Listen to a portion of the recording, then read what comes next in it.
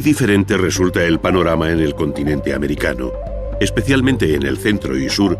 donde el dilatado horizonte artístico cuenta con ciudades bien trazadas, una monumental arquitectura, excelentes piezas escultóricas en piedra exentas o formando relieves, una desarrollada visión pictórica, además de un rico legado de las llamadas artes menores, donde la orfebrería alcanzó cotas verdaderamente sublimes.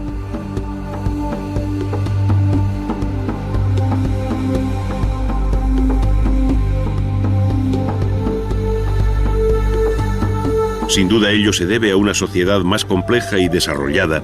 que conoció la escritura y un desarrollo técnico verdaderamente notable que tuvo en la cultura de los mayas, aztecas e incas sus índices más altos.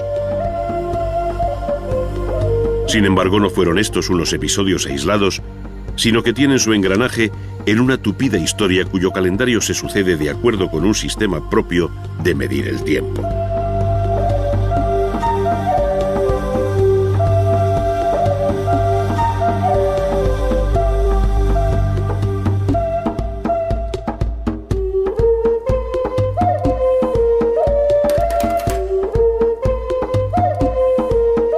De todos modos, los historiadores de la compleja realidad cultural y artística de la América precolombina, en el deseo de coordinar las distintas historias particulares que se producen a la vez en los diferentes pueblos que habitan, por ejemplo, Centroamérica, han establecido un cuadro cronológico con referencia al calendario del Viejo Mundo, globalizando así el curso de la historia en la Tierra. De esta forma, y como cañamazo básico, se habla allí de los períodos preclásico o formativo, clásico y posclásico, cada uno con sus subdivisiones propias y en correspondencia con los siglos de la vieja Europa, que permiten mostrar en paralelo las coincidencias en el tiempo de los toltecas y mixtecas, por ejemplo, ya que no se trata de una historia lineal de sucesión de pueblos, sino de un tiempo compartido en el que se fueron solapando realidades culturales que tuvieron lugar en distintos puntos geográficos.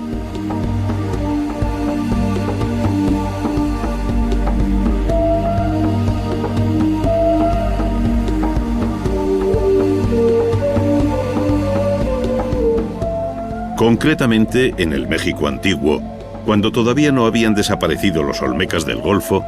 ya habían florecido en la región de Oaxaca los zapotecas, con un primer calendario de 260 días en la ciudad de Monte Albán.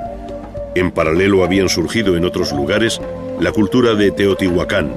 la civilización de El Tajín y el imperio maya que sobrevivió hasta 1521, año en que los mayas quiché fueron vencidos por los españoles en la batalla de Utatlán, en tierras de la actual Guatemala.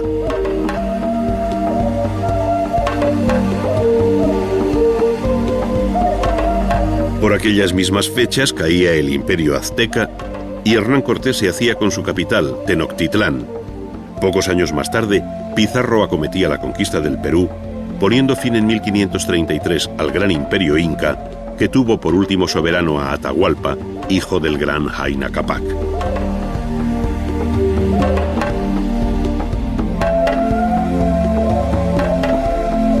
Terminaba así una larga y fructífera historia que aportó al mundo del arte algunos de sus capítulos más bellos, cuyo reconocimiento universal queda patente en la declaración como Patrimonio de la Humanidad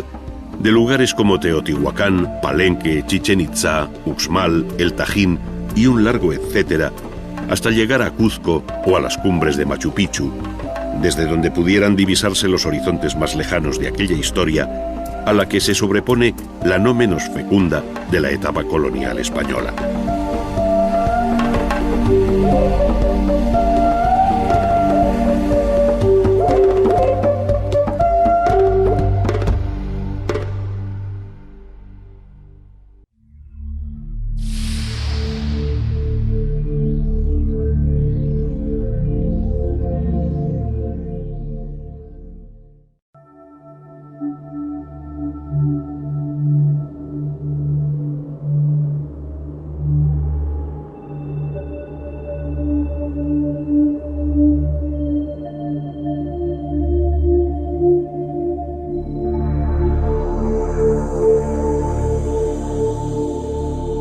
A unos 50 kilómetros de Ciudad de México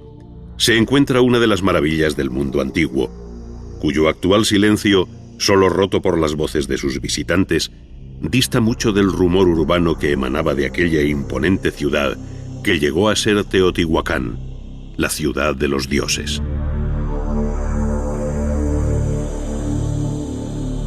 Situada sobre un amplio valle de la meseta central de México, a más de 2000 metros de altura y bordeada por dos cadenas montañosas, cuenta con un río conocido hoy como de San Juan. La actual zona arqueológica en torno al centro ceremonial ocupa unas 200 hectáreas, pero en su momento de mayor expansión urbana, la ciudad debió alcanzar las 1500 hectáreas, una de las mayores ciudades del continente americano antes de la llegada de los españoles. Su población se calcula en 150.000 habitantes,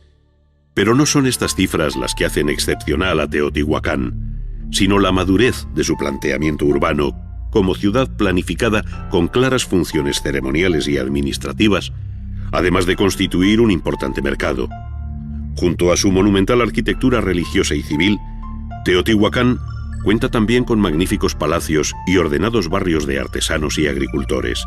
es decir, una verdadera ciudad en el sentido moderno del término. El conjunto de Teotihuacán está dominado tanto sobre el plano como en su realidad tridimensional por las pirámides de la Luna y el Sol, vinculadas ambas a la gran calle de los muertos. A esta verdadera espina dorsal de Teotihuacán se incorporan otros elementos tan singulares como la ciudadela o templo de Quetzalcóatl, la gran plaza llamada del Mercado, además de otras plazas y palacios como el de Quetzalpapalotl, pirámides menores y finalmente en segunda línea, la más modesta pero no por ello menos ordenada, Ciudad de los Vivos. La concepción monumental de las principales construcciones, como la Pirámide del Sol, que alcanza 60 metros de altura sobre una base de unos 200 metros de lado. La bella composición simétrica del conjunto dominado por la calle de los Muertos, de algo más de 2 kilómetros de larga por 45 metros de ancha, con la Pirámide de la Luna como fondo de perspectiva, y la belleza exquisita de los elementos escultóricos y pictóricos que dulcifican toda esta arquitectura de cortantes y escalonados volúmenes, hablan del altísimo grado alcanzado por la cultura de Teotihuacán, comparable en este plano a los conjuntos urbanos de mayas y aztecas, con los que sin duda hay nexos de unión.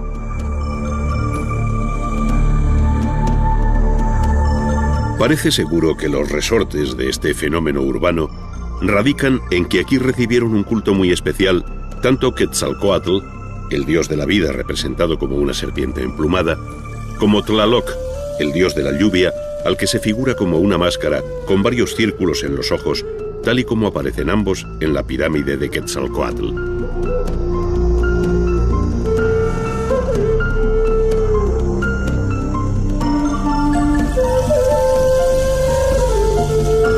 Las ciudades mayas,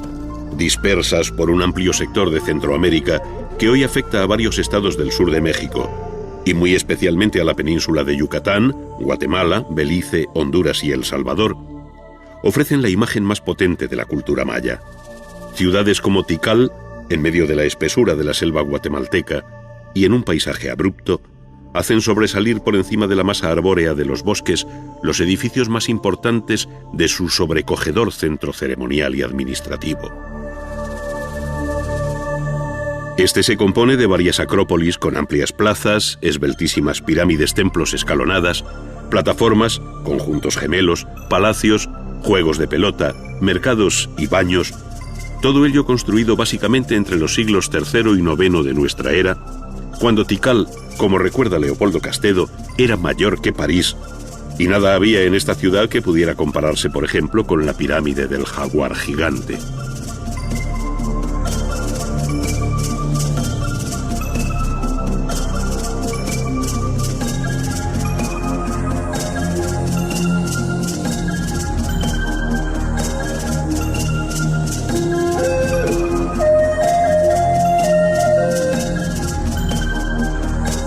Entre las grandes ciudades mayas destacan nombres como el de Palenque, en las estribaciones de la Sierra de Chiapas, con varias construcciones como la llamada del Palacio, sobre una terraza artificial y sótanos interiores, en el que sobresale una singular torre de vigilancia de varios pisos y las originales cubiertas en talud, que a modo de mansarda esconden pesadas bóvedas de piedra en su interior, muy características de la arquitectura maya. Con este procedimiento se cubren todos los templos de Palenque, como el del Conde, levantado también bajo Pacal, que reinó aquí entre el año 615 y 683 de nuestra era. Aquellas bóvedas, llamadas falsas, por su procedimiento constructivo a base de aproximación de hiladas, solían estar decoradas con pinturas al fresco, como aún conserva el conocido Templo de las Pinturas en Bonampak. En ellas y en varios registros se recogen escenas ceremoniales y bélicas que permiten recuperar la vida que en otro momento se agitó en torno a estos solitarios edificios. Tanto la pintura interior como la que exteriormente matizaba en otro tiempo los relieves de los templos y palacios hacen más atractiva si cabe la arquitectura maya, que en casos como la ciudad de Uxmal, al norte del Yucatán, desarrolló grandes frisos recubriendo buena parte de las fachadas, entre ellas la del Palacio del Gobernador, datado entre los siglos VIII y IX de nuestra era. La civilización maya comenzó a extinguirse hacia el año 1000, viviendo desde entonces hasta la llegada de los españoles bajo el dominio de otros pueblos procedentes del centro y norte de México, como los toltecas. Mayas y toltecas dieron lugar a un brillante periodo artístico coincidente en el tiempo con lo que en el Viejo Mundo se denomina románico y primer arte gótico, que tiene como referencia principal la ciudad de Chichén Itzá hasta el año 1250, en que se abandona. De aquí emanan algunas de las imágenes más sorprendentes de la arquitectura precolombina, como la pirámide del castillo, con clara influencia de Teotihuacán, muy diferente al templo de los jaguares, que evidencia su origen maya.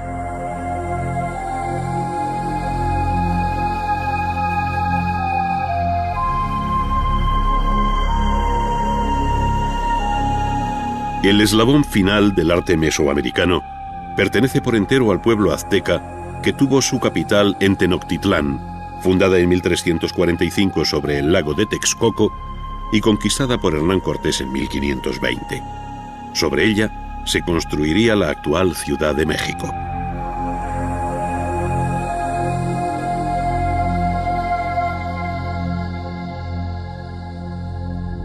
Para encontrar en América del Sur algo comparable en el terreno urbano y arquitectónico a lo visto en Mesoamérica,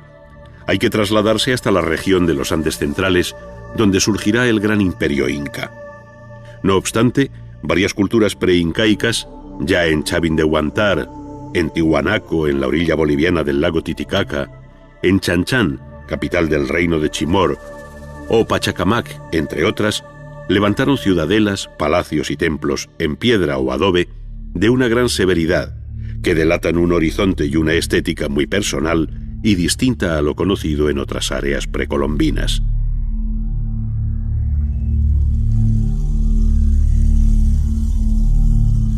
Sin embargo, fue con el imperio inca, o Tahuantinsuyo, que partiendo del valle peruano de Cuzco, llegó a dominar el altiplano y costa del Pacífico, desde el sur de Colombia hasta el centro de Chile,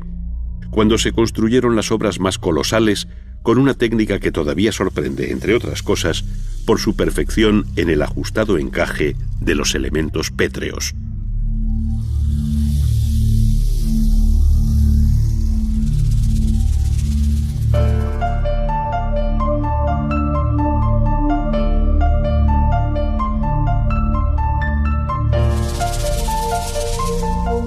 El conjunto de Machu Picchu es justamente el más conocido por el indescriptible injerto de la arquitectura en un paisaje que por sí solo ya sobrecoge. Representa sin duda una lección de adaptación al terreno que le proporciona seguridad en su condición de verdadera acrópolis sobre una cumbre a 2.700 metros sobre el mar, dominando el foso natural por cuyo lecho discurre el río Urubamba. Como en otras muchas ciudades citadas, se desconoce la finalidad última de esta fundación, que debe coincidir con la etapa final y más floreciente del imperio inca, es decir, En el corto periodo que va desde 1440 al año 1525, en que llegaron los españoles.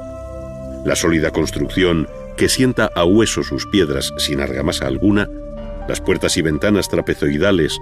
los bancales que parecen prolongar las curvas de nivel del terreno,